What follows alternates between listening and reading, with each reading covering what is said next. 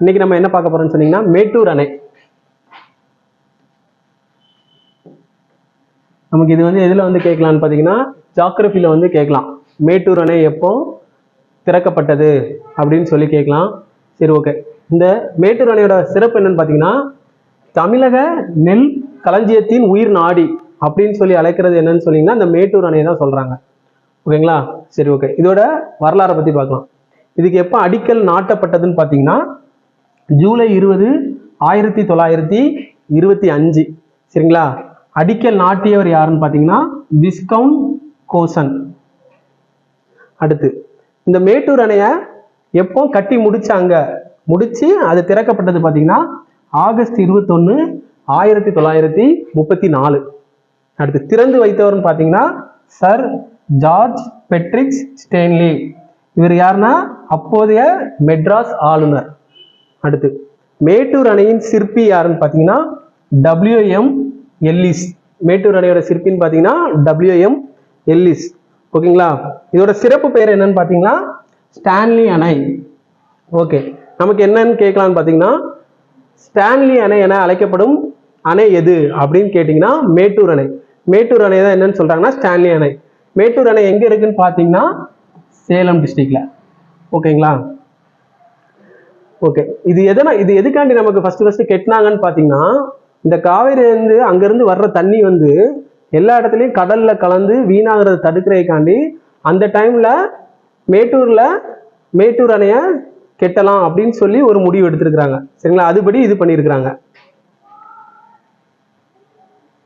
இந்த மாதிரி இந்த காவேரியின் குறுக்கே ஒரு நீர்த்தேக்கம் அமைக்க வேண்டும் என்று அரசுக்கு ஃபர்ஸ்ட் ஆலோசனை வழங்கியவர் யாருன்னா சர் ஆர்தர் காட்டன். எப்பன்னு பாத்தீங்கன்னா 1834. சரிங்களா? இவர் தான் இந்திய நீர்ப்பாசனத்தின் தந்தை என அழைக்கப்படுகிறார். ஏற்கனவே நீங்க தமிழ்ல படிச்சிருக்கலாம். இந்திய நீர்ப்பாசனத்தின் தந்தை தமிழ் புக்ல இருக்குது.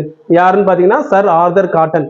இவர் தான் ஃபர்ஸ்ட் இந்த காவேரியின் குறுக்கே ஃபர்ஸ்ட் ஒரு நீர்த்தேக்கம் கட்டலாம் அப்படின்னு சொல்லி அரசுக்கு ஆலோசனை வழங்கினார். அடுத்து மேட்டூரில் நீர்த்தேக்கம் அமைக்க வேண்டும் என்று திட்டம் வகுத்தவர் யார்? WM Ellis. 1910. இவர் தான் என்னன்னு சொல்றோம், நம்ம மேட்டூர் அணையின் சிற்பி அப்படின்னு சொல்றோம். அடுத்து நம்ம உங்களுக்கு எல்லாம் தெரியும், நேத்து தான் வந்து என்னன்னா ஆடிப்பெருக்கு கொண்டாடி இருக்கிறாங்க. ஆடிப்பெருக்குன்னா அதோட மீனிங் என்னன்னா தமிழகத்துல வந்து மழை பெய்யாமல் காவேரியில வந்து புது புனல் என்பதன் பொருள் என்னது? நீர். சரிங்களா? நம்ம தமிழ்நாட்டுல மழை பெய்யாம இருக்கும்போது வந்து காவேரியில இருந்து புது தண்ணி வருதுல்ல, அதை தான் நம்ம என்னவா கொண்டாடுறோம்? ஆடிப்பெருக்கு. சரிங்களா? இது வந்து இப்ப லேட்டஸ்டா எதுக்கு இதை பத்தி நம்ம பாக்குறோம்னு பாத்தீங்கன்னா ஒவ்வொரு வருஷமும் ஜூன் 12 வந்து மேட்டூர் அணையை திறப்பாங்க. ஆனா இந்த வருஷம் என்னன்னா ஜூன் 12 வந்து மேட்டூர் அணையை திறக்கல. காரணம் என்னன்னா தண்ணி இல்ல. ஆனா எப்ப திறந்தாங்கன்னா ஜூலை 28 திறந்திருக்கிறாங்க மேட்டூர் அணையை. சரிங்களா? இதெல்லாம் வந்து அன்றாட நடப்பு நிகழ்ல நமக்கு கேட்கக்கூடியது. அதுபோக இதுல இன்னொரு முக்கியமான ரீசன் என்னன்னா இந்த மேட்டூர் அணைக்கு அடிக்கல் நாட்டப்பட்டு கிட்டத்தட்ட இப்போ நம்ம எத்தனை இருக்கிறோம்? 2024 இருக்கோம். இது 1925 அடிக்கல் நாட்டிருக்காங்க. கிட்டத்தட்ட 100 வருஷத்தை நெருங்க போறோம். சரிங்களா? அதனால இதுல ஒரு சிறப்பு இருக்கு.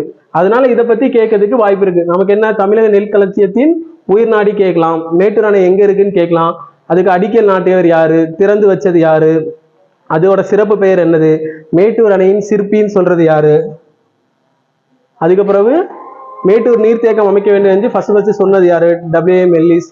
அப்புறம் இந்திய நீர்ப்பாசனத்தின் தந்தை யாரு? Sir Arthur Cotton. இந்த மாதிரி கொஸ்டின்ஸ் எல்லாம் கேட்கலாம். ஓகே ஸ்டூடெண்ட்ஸ், இன்னொரு கிளாஸ்ல பார்க்கலாம்.